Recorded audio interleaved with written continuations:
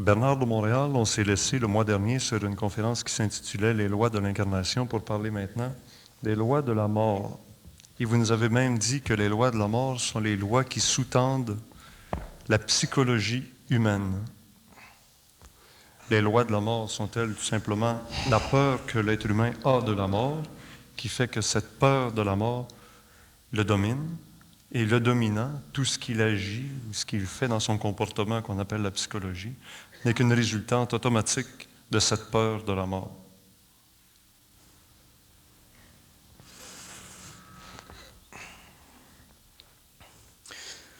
Le phénomène de la mort, c'est un phénomène qui est totalement incompris de l'homme. Il y a certaines personnes qui ont fait certaines expériences qui leur a donné une idée, une certaine perception du phénomène de la mortalité, des morts cliniques, par exemple, ainsi de suite. Mais le phénomène de la mort, ça va beaucoup plus loin que ça. Le phénomène de la mort, d'abord, existe chez l'homme parce que l'homme n'a pas accès aux dimensions immatérielles qui sous-tendent son psychisme. L'homme a accès seulement à la dimension matérielle de ses sens, de sorte que toute l'infrastructure de l'homme, le domaine de l'homme, il ne le connaît pas. Et l'homme, l'expérience biologique de l'homme, l'expérience mentale, émotive, vitale de l'homme est sous-tendue par un psychisme qui est relié à différentes dimensionnalités, différentes dimensions. Et ces dimensions, pour que l'homme les vive, pour que l'homme les connaisse, il faut qu'il ait dépassé les notions de sa nature humaine et aussi qu'il ait dépassé le pouvoir de l'âme sur sa nature humaine. L'homme est encore très près de la conscience animale à cause de son corps astral. Et la conscience animale de l'homme crée chez lui une très grande crainte de ce qui est au-delà des sens, parce que dans la conscience animale de l'homme, dans la conscience astrale de l'homme, dans la régionalité du psychisme humain où l'âme a un pouvoir énorme sur l'homme, sur son esprit, il est impossible à l'homme de connaître véritablement ces dimensions comme il peut connaître les dimensions matérielles. L'homme aujourd'hui, sur le plan matériel, au XXe siècle, est suffisamment protégé psychologiquement dans sa recherche du matériel parce qu'il a exploré la planète et là, il commence à explorer un peu les astres. De sorte que l'homme perd petit à petit la crainte du cosmos matériel. Mais l'homme n'a pas encore pénétré dans la recherche du cosmos invisible. Et comme il n'a pas commencé sa recherche dans le cosmos invisible, parce qu'il fallait qu'il soit préparé, que mentalement il soit équipé, émotivement équipé, vitalement équipé, il s'adonne qu'à la fin du XXe siècle, l'homme commence à être pas mal prêt à explorer ces dimensions du cosmos invisible, qui fait partie de lui, qui fait partie de la nature, de l'univers. Et à l'intérieur de ce cosmos invisible existe une infrastructure qu'on appelle le monde de la mort, qui n'est en fait qu'un espace restreint du cosmos invisible. Le monde de la mort n'est pas aussi vaste que les hommes pensent. Les hommes ont tendance à penser que le monde de la mort, c'est un monde qui est très vaste en espace, un peu comme le monde matériel. Et ça, c'est une erreur qui provient du fait que aussitôt qu'on interprète quelque chose qui est plus ou moins spirite, ou plus ou moins spirituel, ou plus ou moins du domaine de l'esprit, ou plus ou moins du domaine de l'invisible, on a tendance à y donner une dimensionnalité presque infinie. Et ça, c'est une erreur, c'est une projection dans le domaine de la philosophie ou de la notion psychologique qui provient de notre incapacité de nous restreindre au niveau de la notion pour nous permettre de pénétrer dans le domaine pur du savoir, mais par des moyens et par des chemins qui n'appartiennent pas à l'intellect. De sorte que, aussitôt que nous interprétons le domaine de la mort, nous l'interprétons en fonction de notre psychologie humaine, au lieu de le savoir, de le connaître, soit par expérience directe ou soit par relais télépathique avec des intelligences qui font partie déjà de ces domaines multidimensionnels du cosmos invisible et qui connaissent très bien le monde de la mort et les lois de ce monde et pourquoi l'homme est assujetti à ce monde et ainsi de suite, et qu'est-ce qui se passe dans ce monde, que font les êtres dans ce monde, qu'est-ce qu'il y a d'intégral dans ce monde psychiquement. Alors, parce que l'homme n'a pas accès expérimentalement au monde de la mort, parce que l'homme commence un peu, à la fin du 20e siècle, à expérimenter une dimensionnalité de son psychisme qui va au-delà des sens, automatiquement, le monde de la mort, pour lui, c'est un monde qui est totalement inconnu et qui crée de la crainte parce qu'on craint toujours ce qu'on ne connaît pas, et aussi à cause du fait qu'il y a eu au cours de l'histoire de l'homme des manifestations entre le monde de la mort et le monde de la matière, qu'on interprète ces manifestations-là selon les doctrines auxquelles on appartient, comme le phénomène poltergeist ou le phénomène des fantômes ou le phénomène des communications spirites ou quoi que ce soit, ou les rêves, ainsi de suite. Bon. Mais il y a dans l'homme une dimension d'intelligence qui est très grande, très vaste. Et cette dimension d'intelligence fait partie de l'homme. Elle est aussi intégrale à l'homme que son intellect, que sa mémoire. Et pour que l'homme puisse bénéficier de cette intelligence qui fait partie de lui, auquel il a accès naturellement, par voie naturelle, il faut qu'il puisse reconnaître, quelque part dans son évolution, quelque part dans le temps, quelque part entre la 5e sous-race qui existe aujourd'hui et la 6e race mentale qui vient demain, il faut que l'homme, à un certain moment, puisse faire le saut, lui permettant de communiquer et de parler avec ses plans d'intelligence. Et une fois que l'homme peut commencer, au niveau de son ego, parler avec ces intelligences-là, il peut commencer à comprendre le monde de la mort, et ces intelligences-là peuvent changer la trajectoire naturelle de son déplacement dans l'astral lorsqu'il est en sommeil, et ces intelligences peuvent l'amener dans le monde de la mort et lui faire reconnaître le monde de la mort, non pas par la réflexion de la mémoire de l'âme, mais par directe immersion dans les éthers du mental des intelligences qui dominent et qui contrôlent ces mondes-là, à l'insu des mémoires et des personnalités qui sont prisonnières du temps dans ces mondes-là, qu'on appelle le monde des morts. De sorte que c'est un peu comme un homme qui voudrait connaître les mécanismes d'une corporation, d'une très, très grosse corporation complexe, au lieu de passer par le balayeur ou par le type qui s'occupe des déchets dans la corporation, s'il va directement au président, le président va lui montrer comment ça fonctionne la corporation. Et pour comprendre le monde de la mort, c'est de la même façon. L'homme doit avoir accès à de l'intelligence, il doit être dans l'intelligence, il doit pouvoir communiquer télépathiquement à l'intelligence et ne jamais couper la communication avec elle quand il est sur ces plans-là. Et à ce moment-là, il peut commencer à lentement explorer le monde de la mort et à comprendre le monde de la mort comme les morts ne le connaissent pas. Les morts ne peuvent pas connaître le monde de la mort parce que les morts sont prisonniers du monde de la mort. Un peu comme l'homme ne peut pas connaître complètement le monde de la matière parce qu'il est prisonnier de la matière. Pour que l'homme connaisse, comprenne le monde de la matière, il faut qu'il sorte de la matière, il faut qu'il sorte de l'emprise de ses sens, du corps astral, sur lui. Et à ce moment-là, il peut rentrer dans la conscience de la matière, il peut rentrer dans la conscience du minéral, de la plante, du végétal, de l'animal, ainsi de suite. Mais si l'homme ne peut pas sortir avec un corps plus subtil, qu'on appelle le double éthérique, le double morontiel, de son corps matériel, il ne peut pas connaître ces mondes et automatiquement il a des notions de ces mondes et ces notions étant limitées, automatiquement créent la crainte parce qu'il ne peut pas comprendre parfaitement ce qui doit être compris parfaitement pour être parfaitement compris. Alors, l'homme est obligé éventuellement de dépasser les notions psychologiques de sa pensée et commencer à communiquer télépathiquement avec des intelligences qui sont totalement en dehors de la forme humaine, en dehors de la forme de la pensée de l'homme, qui ne sont pas sujettes aux lois de la mort et qui peuvent facilement expliquer à l'homme deux choses. Que le monde de la mort est un monde, est une dimension dans laquelle la mémoire est conservée pour que plus tard il y ait d'autres incarnations qui pourront permettre une évolution de ce que nous appelons aujourd'hui encore au 20e siècle l'âme. Et deuxièmement, le monde de la mort, il existe parce que les hommes sont inconscients.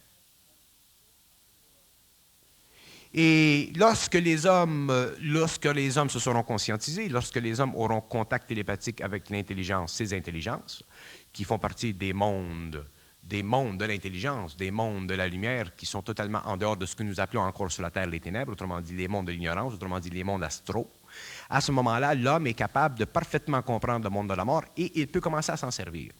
Et comment l'homme se sert-il du monde de la mort? Jusqu'ici, pendant l'évolution des races ou des races racines ou des sous-races de l'humanité, l'homme a été obligé d'être au service du monde de la mort. Et la partie en lui qui est la plus puissante et qui l'a asservi le plus au monde de la mort, c'est l'âme. L'âme ayant une fonction évolutive, l'âme ayant une fonction d'expérience et l'âme forçant l'esprit de l'homme qui ne vient pas du monde de la mort, mais qui vient des mondes, des constructions architecturales, des mondes de la lumière, forçant cet esprit à être dominé par elle pour qu'il y ait sur le plan matériel une certaine quantité d'expérience qui sert à créer dans le monde de la mort des modèles. Ces modèles devenant avec l'évolution des situations de plus en plus perfectionnées pour que plus tard, au cours de l'évolution, des esprits reviennent des mondes architecturaux, s'intègrent à ces modèles et puissent créer sur le plan matériel des hommes qui sont un peu plus perfectionnés. Mais ça va beaucoup plus loin que ça, parce que pendant l'évolution, ce que j'appelle moi l'involution, c'est la période de vie sur le plan matériel où l'esprit a été dominé par l'âme. Autrement dit, où l'esprit de l'homme n'a jamais été parfaitement dans son intelligence, autrement dit, où l'esprit de l'homme n'a jamais été parfaitement intelligent, autrement dit, où l'homme, dans son ego, n'a jamais pu être absolument dans l'intelligence de son esprit. Autrement dit, là où l'homme, dans son ego, n'a jamais été capable d'être parfaitement sûr d'être sûr. Autrement dit, là où, dans son ego, l'homme n'a jamais eu d'idée. Qu'est-ce que c'est que ça veut dire être absolument sûr de quelque chose? Alors, n'étant ou n'ayant pas cette capacité d'être absolument sûr de quelque chose, et quand je dis absolument sûr, je ne veux pas dire dans une catégorisation valorielle d'être sûr de quelque chose. Je dis être sûr de quelque chose dans le sens d'être sûr d'être sûr. C'est pas assez sûr. Si on est sûr, on peut faire une erreur. Mais quand on est sûr d'être sûr, il faut qu'il y ait intégration entre l'esprit de l'homme et son ego. Et lorsqu'il y a intégration entre l'esprit de l'homme et son ego, l'homme n'appartient plus à la race humaine. Il devient surhomme. Autrement dit, il appartient à une race mentale qui n'est plus régie par les lois planétaires, c'est-à-dire par les lois de l'âme, c'est-à-dire par les lois de l'incarnation, c'est-à-dire par les lois de la réincarnation. Et ça lui permet à ce moment-là, s'il avance de plus en plus dans ce domaine qui est purement énergétique et vibratoire, ça lui permet éventuellement d'avoir suffisamment de pouvoir dans son esprit pour transformer instantanément la nature de son ego mental, émotionnel, vital et éventuellement physique et à un certain point dans son évolution, d'être capable de changer la vibration ou la fréquence atomique de ses corps et de dématérialiser son corps matériel et automatiquement de devenir cosmique au lieu d'être planétaire. À ce moment-là, il devient maître de lui-même, il n'a plus besoin de maître, il n'a plus besoin d'être enseigné, il est dans l'intelligence. Autrement dit, il est dans l'intelligence universelle, dans l'intelligence cosmique, il est dans cette énergie qui canalise vers lui de l'information selon ce qu'il a besoin de savoir pour la construction d'une civilisation ou d'un plan de civilisation sur une planète ou sur une autre, selon les conditions de son mandat sur une planète ou sur une autre. À ce moment-là, l'homme n'a plus besoin de la mémoire d'âme. Il se sert simplement de l'énergie de l'âme. Et dans ce processus, la mémoire d'âme a été détruite et le pouvoir de la mort est totalement réduit et éliminé et l'homme ne peut plus mourir. Non pas parce qu'il ne veut pas mourir, mais parce qu'il ne peut plus mourir. Autrement dit, autant le syllogisme de Socrate avait de la validité pour les hommes qui vivaient une conscience expérimentale pendant l'évolution, parce que les hommes voyaient bien que, étant mortels, ils mouraient, autant dans la prochaine évolution, le syllogisme de Socrate n'aura aucune valeur, parce que l'homme qui sera sur le plan matériel saura et aura le pouvoir de transmuter son corps matériel et de neutraliser la valeur philosophique et psychologique de ce syllogisme et automatiquement de mettre la philosophie cartésienne occidentale d'origine judéo-chrétienne ou grecque ou romaine ou européenne par terre. Ce sera la destruction finale de la philosophie. Et lorsque la philosophie sera totalement détruite, la psychologie automatiquement sera renaissante. C'est-à-dire que la psychologie sera obligée de se regarder en face et de recontempler les bases fondamentales de son esprit au lieu de contempler les bases psychologiques et simulatives de sa psychologie symbolique, de sorte que l'homme sera totalement libre de la symbologie, il sera libre automatiquement de la psychologie, et étant libre de la symbologie psychologique, il sera capable de créer une nouvelle psychologie qui sera la psychologie de la conscience supramentale. Et à ce moment-là, l'homme, étant dans son esprit, c'est-à-dire étant dans son intelligence, pourra se servir de son ego pour bénéficier de l'esprit. Et à ce moment-là, il sera capable de comprendre le monde de la mort et visiter le monde de la mort et s'apercevoir que dans le monde de la mort, il n'existe que de la mémoire et que toute mémoire qui n'est pas personnifiée n'a aucune valeur parce qu'elle n'est pas capable d'être ressuscitée par l'esprit. Elle doit être ressuscitée en fonction de la pénétration de l'esprit dans l'âme, de l'union de l'esprit avec l'âme, et c'est ce que nous appelons la réincarnation. Pourquoi l'âme qui vient revivre dans un corps ne transporte-t-elle pas avec elle toute la mémoire? Pourquoi oublie-t-on ce qu'on a vécu avant? L'âme, elle est toute sa mémoire, mais l'homme ne peut pas vivre toute la mémoire de l'âme à cause de ses émotions. Dans le monde de la mort, il y a 5 plans. J'appelle ça des plans, mais ce ne sont pas réellement des plans, ce sont des régions. Il y a le plan de la mémoire pure, il y a le plan de la mémoire partielle, il y a le plan de la mémoire contrôlée par le monde des esprits ou le monde de la lumière, il y a le plan de la mémoire maudite et il y a le plan de la mémoire nouvelle. La mémoire nouvelle étant le plan de vie de l'individu lorsqu'il revient sur le plan matériel. Et les hommes n'ont accès qu'au plan de la mémoire nouvelle. De sorte que les hommes, quel que soit leur passé, n'ont pas accès à leur expérience. Et s'ils avaient accès à leurs expériences sur le plan psychologique, il y aurait trop d'énergie dans l'ego de l'homme et l'homme serait automatiquement débalancé. Alors l'homme, pour ne pas souffrir dans son incarnation des expériences antérieures, il lui donnait seulement le plan de la mémoire nouvelle et avec cette mémoire nouvelle, il peut travailler, il peut grandir, il peut créer une société, il peut progresser comme nous le faisons. S'il y a trop des autres mémoires, il y a des failles qui se créent dans l'ego, c'est comme dans le cristal, il y a une craque et automatiquement, éventuellement, il y a une fissure qui se rallonge et l'homme peut devenir débalancé, déséquilibré dans sa personnalité, ainsi de suite. C'est pour ça que nous remarquons souvent chez les gens qui ont des personnalités qui manquent totalement d'intégration, qu'il y a énormément de mouvements entre leur personnalité ou leur psychisme actif et dynamique ici et une infrastructure inconsciente qu'ils ne peuvent pas contrôler. Et ça fait partie des autres mémoires. Alors l'homme ne peut, pour que l'homme puisse bénéficier de toute sa mémoire, il faut qu'il ait changé au niveau du mental suffisamment pour qu'il n'y ait pas d'émotion dans son mental. Alors, lorsque le plan astral et le plan mental sont très, très bien séparés chez l'homme, à ce moment-là, il peut commencer à bénéficier, si vous voulez, de toute sa mémoire. Il peut travailler avec l'énergie de cette mémoire, mais à ce moment-là, il a suffisamment de discernement, il y a suffisamment d'équilibre entre l'émotion et le mental pour que cette mémoire ne le détruise pas. Il y a des gens dans le monde qui ne sont pas capables d'aller dans un élévateur parce qu'ils ont eu dans le passé des chutes terribles. Il y a des gens qui ne sont pas capables aujourd'hui de souffrir le feu, qui ont une crainte du feu. Pourquoi? Dans le passé, ils ont vécu des expériences pénibles où ils ont brûlé dans des maisons, où ils ont été brûlés sur des bûchers, ainsi de suite. Alors, la mémoire, tant que l'homme n'est pas suffisamment évolué et tant que l'utilisation totale de son cerveau n'est pas réallumée par le contact de l'esprit sur les neurones, ne peut pas absorber cette énergie et automatiquement pour le protéger. Et cette protection ne vient pas du monde de l'âme, elle vient du monde de l'esprit. C'est le monde de l'esprit, c'est la haute hiérarchie dans les mondes de la lumière qui contrôle ce qu'un homme peut rapporter de mémoire lorsqu'il vient sur le plan matériel.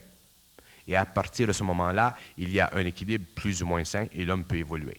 Mais lorsque fusion se fait avec ses intelligences, et que la mémoire de l'âme, elle est détruite et qu'il ne reste que l'énergie de l'âme. Parce qu'une fois que l'homme est fusionné avec ses intelligences, il n'a plus besoin de la mémoire de l'âme. Il a une plus grande mémoire encore. Et une mémoire qui va autant dans le passé que dans le futur. Et à ce moment-là, L'homme, dans son esprit, il est protégé de la destruction par le fait qu'il y a fusion entre ses intelligences et lui. Et à ce moment-là, il peut absorber leur intelligence qui devient pour lui de la mémoire cosmique. Et à ce moment-là, il travaille et ça devient pour lui de l'intelligence. Mais il n'a plus besoin de la mémoire d'âme parce qu'il n'a plus besoin de travailler en fonction du passé, il travaille simplement en fonction de l'avenir, autrement dit, simplement en fonction de la créativité.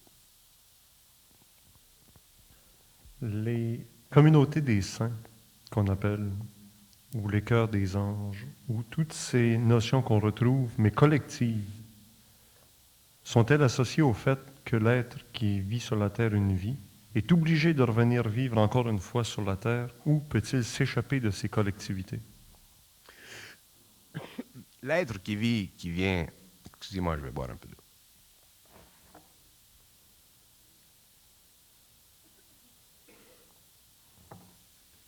L'être qui vient sur la Terre est obligé de vivre un certain nombre de fois, de revenir un certain nombre de fois, à moins qu'il y ait un mandat particulier. Mais en général, les hommes qui viennent sur la Terre par incarnation doivent venir un certain nombre de fois pour développer une certaine expérience. Et quand nous parlons de ces collectivités comme la communion des saints ou la communion des anges, et ainsi de suite, ces collectivités appartiennent à différents mondes. Il y a une très grande différence d'intelligence dans la communion des saints et la communion des anges. Les anges, ce que nous appelons des anges, nous, sur le plan matériel ici, dans le fond, ne sont pas des êtres qui ont participé à l'involution, ce ne sont pas des êtres qui ont connu le corps matériel, tandis que les saints ont connu le corps matériel. Et les saints, ce sont des êtres de haute vibration, des êtres suffisamment évolués pour appartenir à cette catégorie d'évolution. Mais les saints et les anges ont un rapport suffisamment étroit dans les cosmos parce que ce que nous appelons les saints, ces êtres, ont une capacité de recevoir cette énergie, cette lumière. Et ce que nous appelons les anges, qui en fait n'est qu'une hiérarchie extrêmement intelligente, extrêmement variée, faisant partie du monde mental, ces êtres se servent des saints pour corriger l'actualisation personnelle du pouvoir de l'âme dans chaque individu. Autrement dit, la fonction des saints, c'est d'empêcher sur la Terre qu'il y ait un dérèglement trop brutal à cause de la nature animale de l'homme, des voies inspirationnelles de l'évolution, de sorte que les saints sont un peu comme une police spirituelle dans les mondes de la mort. Mais les saints ne sont pas intelligents. Les saints sont des mémoires, des hautes mémoires, de bonnes mémoires, de grandes mémoires expérimentales de la conscience humaine, mais ils ne représentent pas le principe de l'intelligence. Le principe de l'intelligence n'appartient jamais à des êtres qui ont des formes matérielles involutives. Le principe de l'intelligence, vous savez, si on dit qu'est-ce que c'est de l'intelligence, les gens se demandent qu'est-ce que c'est de l'intelligence. De l'intelligence, ce n'est pas de l'intellect. Qu'est-ce que c'est de l'intelligence? De l'intelligence, c'est une énergie qui appartient, qui est le produit qui est créé par, qui est manipulé par certaines intelligences. Nous sommes obligés de les appeler des intelligences parce que le produit de leur activité créative, c'est de l'intelligence. C'est pourquoi nous les appelons des intelligences. Et ces êtres, lorsqu'ils sont en relation avec ce que vous appelez la communauté des saints, permettent de corriger sur le plan matériel des erreurs possibles dans l'évolution. Mais seulement si les hommes qui sont au bout de la ligne sont suffisamment sensibles au niveau conscience, au niveau des mœurs, au niveau de leur psychologie, au niveau de leur état psychologique, suffisamment sensibles par les formes qui existent dans une civilisation ou une autre, de répondre aux données inspirées par ces êtres-là à travers l'orientation que leur donnent les intelligences cosmiques.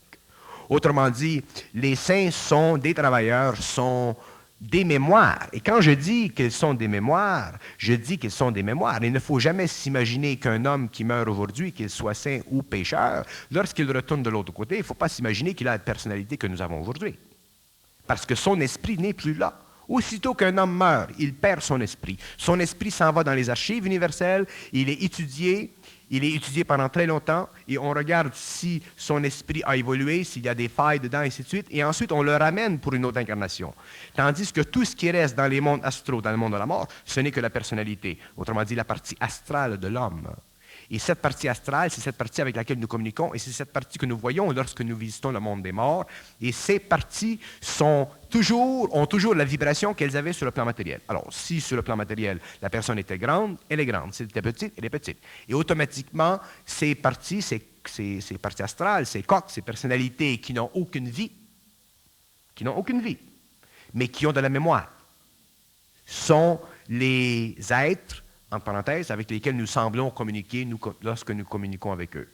Mais c'est lorsque nous sommes dans l'intelligence que nous nous apercevons qu'ils n'ont pas d'intelligence. Ils n'ont que l'expérience que nous avions ici sur la Terre. C'est pour ça que c'est très important dans l'évolution qui s'en vient, que l'homme qui est sur la Terre soit dans l'intelligence autant que s'il était en dehors de la matière.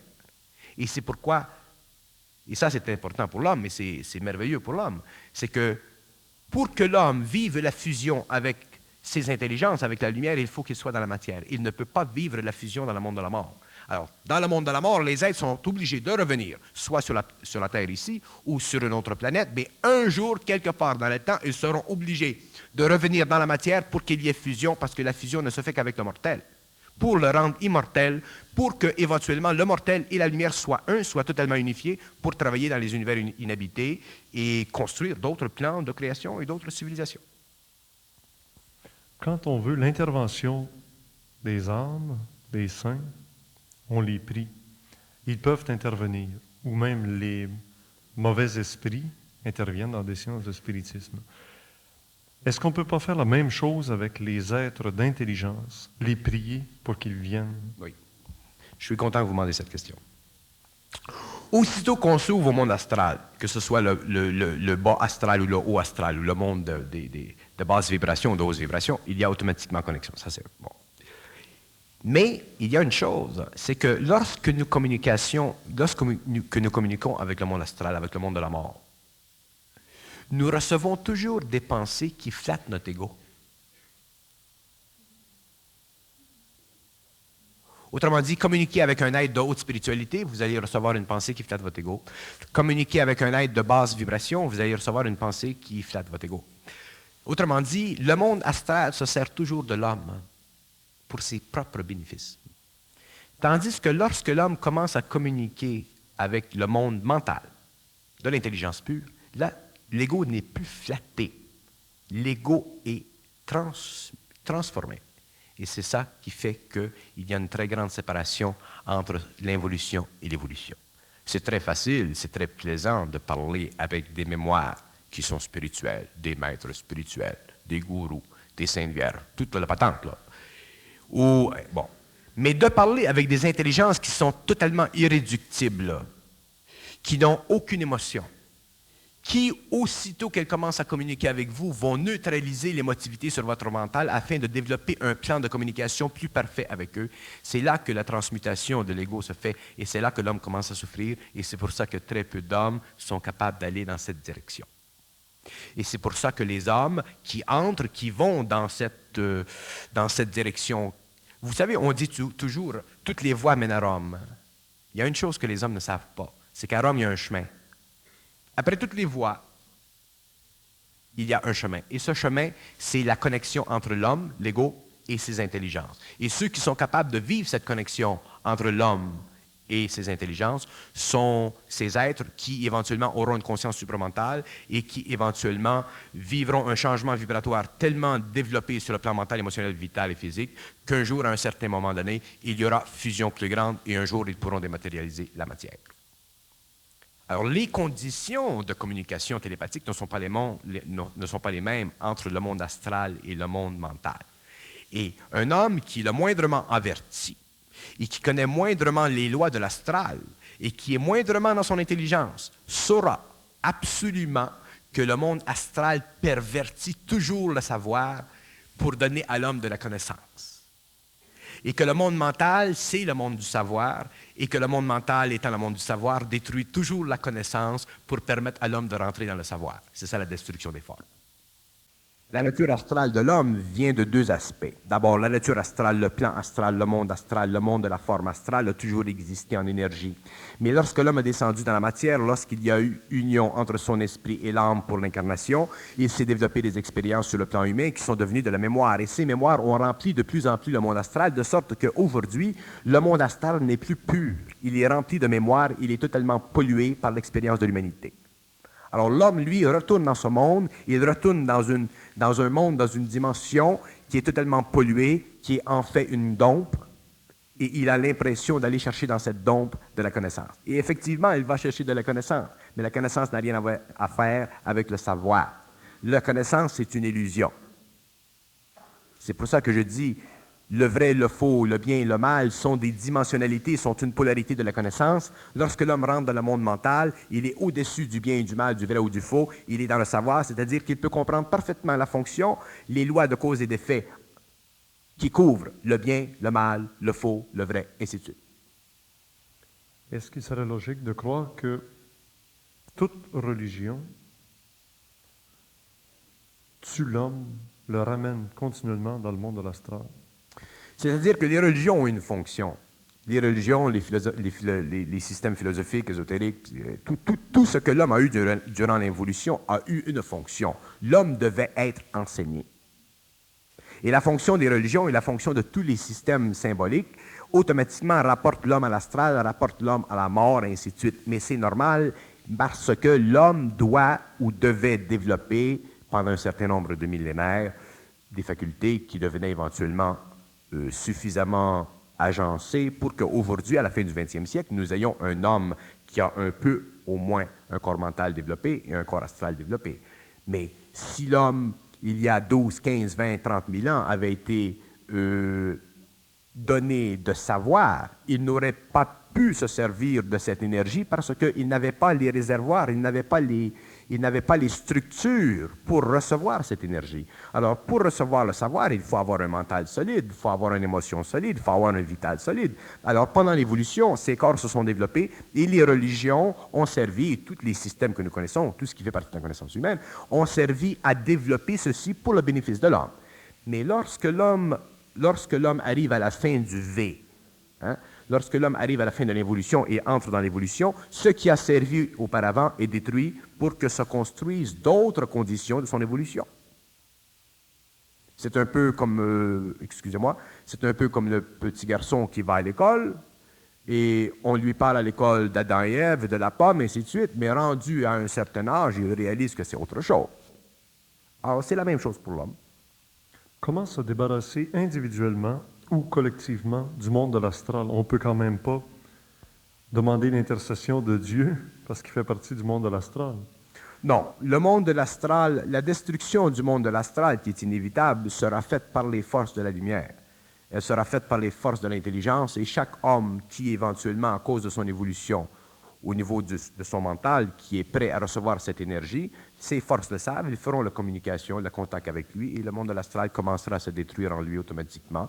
Il passera une sorte d'initiation pendant un certain temps, ses corps s'ajusteront, éventuellement il commencera à comprendre, et avec le temps, il s'ajuste. Ce sont les forces de l'intelligence, de la lumière, les forces de l'évolution qui détruiront l'astral. Ce n'est pas l'homme. L'homme ne peut rien faire pour détruire l'astral. En allouant un beau 100% aux forces de l'intelligence, lorsqu'elles utilisent un cerveau humain, ne risque-t-elle pas d'être déjà tout à fait altérée? Il y a des cerveaux humains qui ne sont pas capables d'utiliser les forces de l'intelligence à 100% et qui risquent gros de créer des marasmes sur le plan social. Oui. Au cours de l'évolution, les hommes qui vivront la mutation, parce que le contact avec ces forces, c'est une mutation. Le contact avec l'astral ne crée pas de mutation, il crée une transformation spirituelle. Mais le contact avec ces forces crée une mutation parce que le contact est tellement puissant que l'homme perd l'identité de sa pensée subjective. Et automatiquement, il est obligé de reconnaître qu'il existe des plans d'intelligence qui sont liés avec lui et que l'intelligence vient de ces plans et qu'il a toujours été coupé de cette réalisation à cause de son inconscience et à cause de son lien avec l'astral. Et aussitôt qu'il commence à recevoir cette énergie et vivre de cette énergie, automatiquement, sa psychologie change. Et s'il n'est pas suffisamment solide, fort, pour absorber cette énergie, éventuellement, il peut y avoir une fracture dans sa psychologie, une désintégration, et il peut y avoir même un mouvement vers la destruction, parce qu'il n'aura pas la capacité de soutenir le choc vibratoire de cette énergie. Mais les forces, ces forces, ça c'est intéressant ça. Ce ne sont pas les forces qui sont le problème de l'homme. Ce ne sont pas les forces de l'intelligence qui sont le problème de l'homme. Ce sont les forces astrales. Prenons ceci, prenons ce vase comme étant un homme et prenons les forces de l'intelligence qui viennent et les forces astrales qui sont déjà en lui. Lorsque les forces astrales, les forces de l'intelligence commencent à entrer dans l'homme, les forces astrales s'opposent. Parce que les forces astrales sont en fait les forces des ténèbres. Alors ces forces s'opposent. Et ces forces déjà ont créé dans l'homme une psychologie subjective pendant des années de temps, et automatiquement elles empruntent son vocabulaire, elles empruntent ses pensées, elles connaissent très bien ses nodes émotives, et automatiquement, si cette énergie commence à rentrer, elles vont s'opposer, et en s'opposant, elles vont créer le déséquilibre dans l'homme. Mais si l'homme il est jeune, admettons, je prends le cas de ma famille, moi j'ai une petite fille qui a aujourd'hui 9 ans. Et depuis qu'elle est au monde, je la suis. Et quand elle est arrivée à l'âge de 7 ans, je lui ai fait prendre conscience de ses forces en elle. Alors, automatiquement, à partir d'un très bas âge, les forces astrales n'ont pas eu le temps de la contaminer, de sorte que cette force entre en elle et elle parle avec ses forces comme si c'était absolument normal et naturel. Et c'est tellement universel que moi-même, souvent, je lui demande conseil et on me répond à travers elle. Alors, je peux me fier complètement à ma petite fille parce que je sais qu'elle est en communication avec des forces qui sont lumineuses au lieu de forces qui sont astrales. Mais elle n'est pas contaminée. Tandis que nous, les hommes, lorsque nous avons 20 ans, 25 ans, 30 ans, 40 ans, 45 ans, que nous appartenons à une vieille société, automatiquement, ces forces nous ont tellement pollués, nous avons tellement une psychologie qui est fondée sur la crainte, l'inquiétude, nous avons tellement aucune centricité dans l'ego, qu'aussitôt qu'il y a confrontation entre ces deux énergies, automatiquement, celles-ci vont combattre. Alors, c'est pour ça qu'à un certain moment, d'ailleurs, c'est pour ça que je fais des séminaires. Parce que moi, étant dans cette énergie, c'est facile pour moi de savoir ce qui se passe dans la tête d'une personne. Alors, automatiquement, ces énergies-là, ces forces, je peux les retarder parce qu'elles ne peuvent pas me mentir. Alors, éventuellement, je les brise, et lorsque je les brise, ça facilite la pénétration des forces créatives dans l'homme, et après un certain moment, lorsque l'homme s'est ajusté, il est en onde. Mais il y aura au cours des siècles des écoles, il y aura des centres, des écoles, il y aura des psychologies, il y aura des psychologues, il y aura des gens qui connaîtront cette loi, cette énergie, qui sauront travailler avec ces forces et qui pourront enseigner aux gens qui sont affectés encore par l'astral. Et petit à petit, ces gens-là seront dépollués et éventuellement, ils seront dans leur énergie et éventuellement, il y aura fusion entre leur ego et l'énergie créative universelle et l'homme commencera son évolution vers la conscience supramentale. Se pourrait-il que de mettre de côté des livres comme la Bible et même d'arrêter d'étudier l'histoire ancienne de l'humanité avec l'orgueil politique de chacun des pays et tout le reste, ce serait déjà un bon commencement de dépollution? Non. Non, parce que tout ce qui existe sur le plan matériel est bon. La Bible est très bonne, les livres qui existent sont très bons, et ainsi de suite. Il y a des hommes, prenons la Bible. Regardez aux États-Unis. Aux États-Unis, il y a un mouvement évangéliste. Bon, alors le mouvement évangéliste, quand on est dans l'intelligence, quand on n'est pas dans la polarité des opinions, quand on s'occupe simplement de voir un fait tel qu'il est, ce qu'il fait, nous voyons qu'il y a aux États-Unis un peuple spirituel et qu'il y a des masses, de très grandes masses de gens qui ont besoin, qui ne peuvent comprendre émotivement et mentalement que cet outil qui est la Bible. On ne peut pas leur enlever ceci.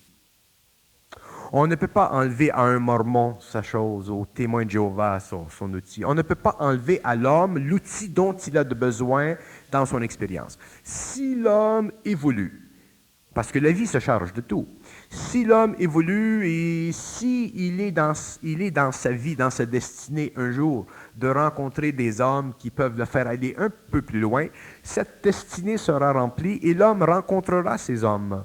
Alors, il ne faut pas enlever à l'homme ce qu'il a, même si nous savons que ce qu'il a est un outil qui est temporaire et qui un jour sera compris dans un esprit beaucoup plus vaste. Parce que les hommes, vous ne pouvez pas comparer votre situation à vous aujourd'hui avec la situation d'un homme dans le monde qui n'a jamais eu contact avec des idées un peu plus marginales. Les hommes ont besoin de tout ce qu'ils ont et naturellement, s'ils sont peu près de l'intelligence pure et qu'ils sont très près de l'astral, d'un astral spirituel puissant, ils seront très attachés à ces outils et ces outils, nous ne pouvons pas leur enlever. Ce sont les forces de vie qui éventuellement leur permettra de rencontrer d'autres individus qui auront une sorte d'influence bénéfique chez eux, qui pourront leur montrer telle chose. Et s'ils ont la capacité d'aller plus loin, ils iront. Et s'ils n'ont pas la capacité, ils demeureront avec leurs outils. Ils reviendront par incarnation et ils devront continuer leur évolution plus tard. Le monde de l'astral se sert des religions. Mais oui, effectivement, la religion pour le monde de l'astral, c'est sa force maîtresse. Regardez les incarnations, les projections astrales des saintes, les projections astrales des Christ qui pleurent et des vierges qui pleurent dans les différents pays. Mais où? Dans les pays sous-développés? Alors, la Vierge se présente à Mexico, elle se présente au Guatemala, elle se présente en Italie, elle se présente en Irlande. Elle ne se présente pas à New York. Elle ne se présente pas à Paris. Elle se présente là où il y a des gens qui peuvent bénéficier d'un soulagement astral et ça fait partie des activités de service du monde astral. Lorsque nous parlons du monde astral, il faut réaliser qu'il y a des activités positives dans le monde astral comme il y a des activités négatives dans le monde astral. Mais ce que l'homme comprendra un jour, c'est que lorsqu'il est dans l'intelligence, ce qui est positif et ce qui est négatif doit être synthétisé, contrôlé, neutralisé par une autre fonction de l'intelligence. Parce que c'est seulement l'intelligence qui est neutre de l'émotion qui peut se servir du positif et du négatif. Si l'homme n'est pas dans son intelligence, il est assujetti soit au positif ou au négatif à cause de son émotivité. Et c'est là l'ignorance. C'est là l'ignorance. L'ignorance se sert soit du positif ou soit du négatif. Lorsque l'homme est dans l'intelligence, il peut voir la valeur du positif, il peut voir la valeur du négatif sur le plan cosmique, mais lui n'en souffre pas et il n'en est pas rendu ignorant. À la mort, l'âme va dans le monde de l'astral et l'esprit va dans un autre monde. Vous nous avez dit tantôt qu'il était étudié, on vérifiait, on prenait beaucoup de temps avant de le retourner. Il est pris en charge par des êtres d'intelligence pure. Cet esprit revient dans un corps. Vous dites, vous avez empêché votre petite fille de tomber dans le piège de l'astral. Peut-on dire qu'elle n'a pas d'âme? Pardon? Peut-on dire qu'elle n'a pas d'âme? Qu'elle n'a pas d'âme? On peut dire qu'elle n'a presque pas d'âme. Elle n'a presque pas de mémoire d'âme. Parce que sa mémoire d'âme, elle est toujours sous le contrôle de son intelligence. Je vous donne un exemple. Elle va à l'école. Et un jour, elle me dit, la sœur, elle m'a dit que si on fait des choses qui ne sont pas bien, le petit Jésus pleure. Bon. Alors j'ai dit, moi je suis toujours neutre, je ne prends jamais de position, même en public. Alors j'ai dit, toi, j'ai dit, penses-tu que le petit Jésus, il pleure? Et elle me dit non. Moi j'ai dit, il pleure pas. Vous comprenez? Alors, c'est d'elle. Autrement dit, son intelligence repousse la mémoire d'âme. Elle repousse. Alors, elle est suffisamment habituée maintenant qu'elle va dire, bon, j'ai quelque chose à demander. Bon. Et elle se ferme les yeux, elle demande, et elle a toujours ses réponses. Et je lui ai dit dernièrement, j'ai dit, tu n'as pas besoin de fermer tes yeux, tu peux parler les yeux ouverts. Alors, mais quand elle aura 15 ans, même avant ça, quand elle aura 12 ans, mais quand elle aura 15 ans, 16 ans, 18 ans, cette petite fille, elle sera dans son intelligence et elle ne sera pas affectée par l'astral et elle ne sera pas liée à la mémoire d'âme et automatiquement, le pouvoir de cette énergie va grandir et grandir et grandir et grandir et grandir et grandir. Et comme son mental et son émotionnel seront de plus en plus séparés, un jour, elle pourra vivre cette énergie sur tous ses plans et elle vivra ce qu'elle doit vivre. Quelle différence faites-vous entre un monde où il n'y aura plus d'émotion et un monde où il n'y aura plus d'amour? Parce qu'on dirait que l'émotion et l'amour est très liés. Non, non, il n'y a pas d'amour sur la Terre. Il y a le sentiment de l'amour. Le sentiment de l'amour est un sentiment astral, fait partie de l'âme, fait partie du monde de la mort, fait partie du monde de l'âme, il fait partie de la mémoire de l'âme, il fait partie de la conscience expérimentale de l'homme. L'homme connaîtra l'amour dans les terres. C'est lorsque l'homme sera capable d'aller dans les mondes parallèles qu'il connaîtra l'amour. Parce que l'amour, c'est un principe, comme l'intelligence, c'est un principe, et la volonté, c'est un principe. L'homme ne peut pas vivre d'amour sur la terre, il serait détruit. L'amour, c'est trop puissant. Mais il peut vivre une diminution, une dilution, une pollution de cet amour, et c'est la spiritualité, l'amour spirituel ou l'amour sentimental, qui est le bon aspect de cet amour, la qualité positive, subjective de cet amour. Mais l'homme ne vit pas sur la terre l'amour cosmique. Il vit l'amour qui est totalement polarisé, de sorte qu'un soir, il aime sa femme, et le lendemain, il veut la rentrer d'un mur, un autre soir, il l'aime, et un autre jour, il veut la rentrer d'un mur. Ça, c'est l'amour humain. Ça, c'est le sentiment de l'amour. Et de temps en temps, pour l'aimer un petit peu plus, il rentre dans le mur, puis la minouche, puis là, il rentre... C'est comme ça que ça marche. Bon. Alors, au niveau de l'intelligence, c'est la même chose. L'homme a de l'intellect, il est évident que l'homme a de l'intellect, mais l'homme n'est pas dans son intelligence. Il a de l'intellect, il a un peu de cette énergie. Et au niveau de la volonté, c'est la même chose. L'homme n'a pas de volonté cosmique, il a une petite volonté. L'homme vit avec ceci. Parce qu'on imagine des êtres qui n'ont plus d'émotion, n'auront plus de chaleur humaine, n'auront plus de communication. Non. Ça, c'est une notion, c'est une nostalgie astrale. L'homme, écoutez, plus on se conscientise, plus on évolue, plus on est humain. C'est pas le contraire qui se produit. Moi, je suis un homme très chaleureux, je suis sympathique, j'aime m'amuser, je suis sympathique. Bon, ce qui se passe, c'est que plus on se conscientise, plus on devient mental, moins notre émotivité subjective, négative, trouble notre esprit. Y a-t-il une émotionnalité objective, oui, positive? Oui. Il y a une émotivité objective, créative. Vous employez encore le terme positif. Positif, négatif, positif. Créative. Créative, c'est la synthèse. Il y a une émotive. Je vous donne un exemple. Je suis allé à Dallas, Texas. Il y a quelques années, je suis entré dans un Wyatt Regency, un nouvel hôtel qu'on venait de construire, et j'ai monté dans les élévateurs en plastique, c'est-à-dire en verre, et j'ai trouvé ça absolument formidable, l'architecture. Et à ce moment-là, je vibrais énormément et j'avais des larmes aux yeux. Et j'ai dit, pourquoi je pleure? Et on m'a répondu, pour que tu puisses apprécier ce que l'homme fait de beau. Et ensuite, ça a coupé, ça a arrêté. Alors, j'ai eu l'émotion, mais c'est créative. Ce n'est pas du sentimentalisme. Et alors, il y a une émotion objective. Il y a une mentalité objective. Il y a de la conscience objective. Mais lorsque l'homme est dans cette conscience objective, il n'est jamais coupé de l'intelligence pure. Il comprend son émotion, il comprend sa mentalité. Il n'est pas affecté par l'astral.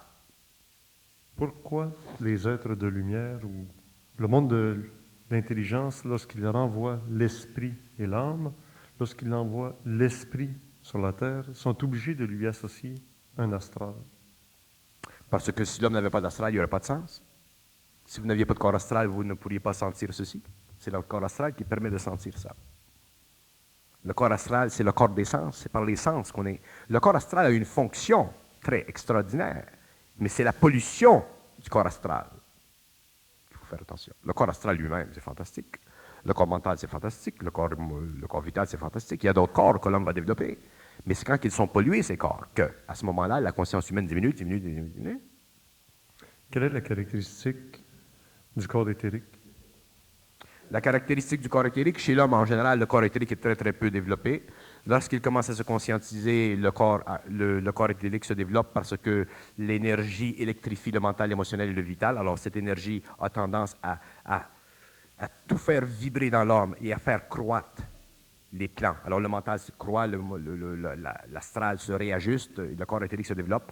Et lorsque l'homme est très très près de la fusion, le corps éthérique devient très très lumineux, il devient morontiel, c'est-à-dire qu'il y a une relation, il y a une unité entre l'énergie et ce corps commence à devenir un transport pour l'homme.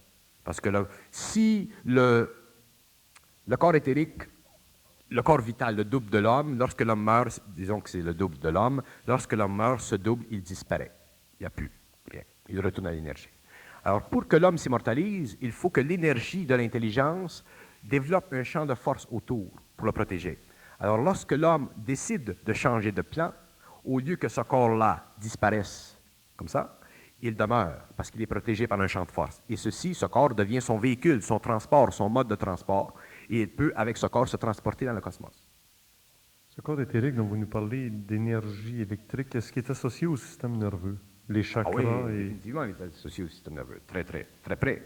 D'ailleurs, c'est pour ça que les gens qui se conscientisent, les gens qui vivent la fusion de plus en plus s'aperçoivent qu'ils deviennent comme des cordes de violon. Ils sont très, très électriques. Il y a une sorte d'énergie qui entre. Ici, ils sont suffisamment stables mentalement, émotivement, ils la supportent. Comme moi, je ne suis pas nerveux psychologiquement, mais je suis nerveux dans le sens que je vibre, je suis plein de vie. Alors, cette énergie fait partie du double. La montée du Kundalini ou l'étude des chakras, est-ce que c'est associé au corps éthérique? La montée du Kundalini fait partie des expertises ésotériques astrales de l'homme. Et ce n'est pas bon que l'homme cherche le pouvoir. Il faut que le pouvoir vienne à lui. Si l'homme cherche le pouvoir à cause de son ego, qui fait partie de l'évolution, qui fait partie encore de la mémoire d'âme, automatiquement, ce pouvoir va lui servir d'expérience, mais ce pouvoir ne sera jamais créatif, il sera simplement pour lui. Et s'il va trop loin, si l'homme n'est pas suffisamment évolué, il peut devenir destructif. La magie noire, exemple. Mais lorsque l'homme est prêt, lorsque l'esprit est prêt, lorsque l'homme est évolué, qu'il revient sur une planète, que son temps est venu pour la fusion, l'énergie descend et l'homme commence à prendre conscience d'elle.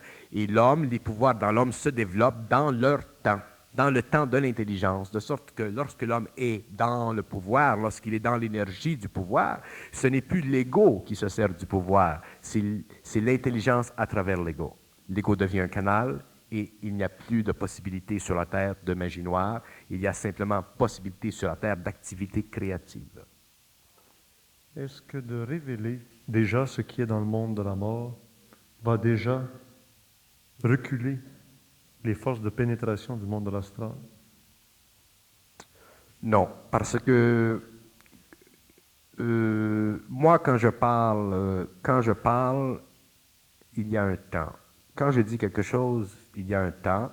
Et quand je le dis, c'est le temps. Et comme c'est le temps, ça passe.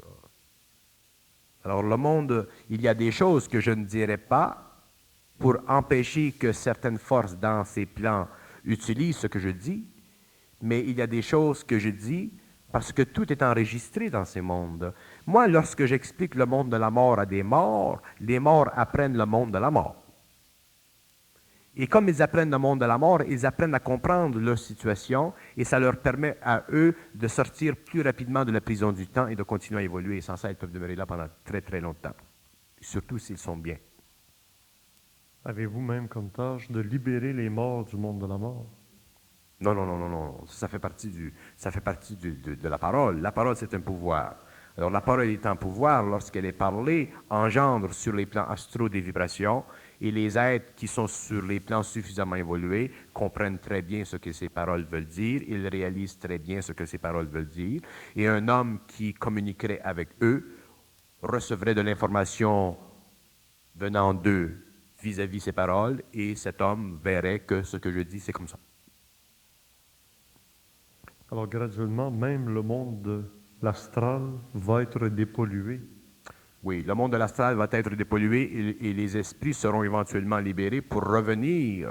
Les morts doivent se réincarner. Ils doivent revenir à la matière pour qu'il y ait fusion avec la matière, pour que la matière se spiritualise, autrement dit qu'elle monte en vibration. Alors les morts doivent un jour revenir, mais il y a des morts qui sont extrêmement pénalisés dans leur expérience. Vous avez le cas de ce type en Angleterre, là, je ne me rappelle plus de son nom, qui reçoit des messages sur les murs, on écrit sur les murs, c'est réellement un phénomène de poltergeist. Et il reçoit des messages sur les murs, on peint sur ces murs, on salit ces murs. Et le type qui communique avec lui ne veut pas croire qu'il est mort. Pour lui, c'est encore 1745, et il y a encore des charrettes dehors, l'avion pour lui, et il croit que Matthews, il croit que Matthews lui ment quand il lui dit on a des avions qui font 1000 milles à l'heure, qu'on a des automobiles, qu'on peut aller de Londres à Paris en quelques temps. Il croit, il se fâche et il salit tous ces murs. Alors il y a des êtres dans le monde de la mort qui sont réellement enculés, c'est ça le mot? Et la résurrection des corps à la fin des temps. Donc tous ces morts. La résurrection des corps à la fin des temps, il faut le prendre La résurrection des corps à la fin des temps veut dire qu'à la fin des temps, il y aura contact entre l'homme mortel et des forces cosmiques, et l'homme ne sera plus assujetti aux forces de l'astral, et automatiquement, il pourra maintenir son corps matériel en vie. Ça ne veut pas dire que les morts vont ressusciter. Les morts sont morts et vont rester comme ça. Ça veut dire que il y aura des hommes sur la terre qui auront le pouvoir de transgresser les lois de la mort, qui ont toujours été connues pendant l'évolution, parce qu'ils feront partie d'une nouvelle race. Alors, pour eux, ce sera très facile de transgresser les lois de la mort, un peu comme Saint-Germain l'a fait. Le comte de Saint-Germain. Et les morts resteront là où ils sont. Mais oui, parce que les corps matériels n'ont plus de fonction, parce que déjà, nous sommes dans un nouveau cycle d'évolution. Alors, une personne qui serait morte, ce n'est pas intelligent d'interpréter les symboles bibliques. Il faut les comprendre. Si une personne est morte en l'an 1500 et qu'elle revient en l'an 2000 et qu'elle se trouve dans une civilisation qui est totalement nouvelle, elle va capoter. Vous prenez un gars en prison, vous le foutez en prison pendant 40 années, vous lui demandez de sortir, il va prendre le ticket d'autobus, il veut rentrer. Hein? Il ne veut pas voir. Parce qu'il n'est pas habitué. C'est la même chose. Alors, ça, c'est pour donner de l'espoir. Ça, c'est encore le truc du monde astral. Ils sont au bout, eux autres. Ça. Pour donner de l'espoir à l'humanité, l'homme a reçu de l'astral qu'à la fin des temps, les morts ressusciteraient. Ça donne de l'espoir. Tout le monde a l'impression que peut-être que moi, j'ai une chance. Ça ne marche pas de même. Et c'est devenu le bâton fort d'une religion qui est très prominente dans le monde aujourd'hui. Non. La ressuscitation des corps, ça veut dire qu'il y aura fusion entre les hommes et la lumière, et ces hommes qui seront fusionnés automatiquement pourront transgresser les lois de la matière et automatiquement ne retourneront pas au monde de la mort parce que le corps éthérique aura développé un champ de force. Et ce champ de force étant développé, le corps éthérique sera automatiquement un corps morontiel, il sera un corps de lumière, et il ne pourra pas être détruit. Et c'est ça la résurrection. Merci Bernard de Montréal pour la première partie.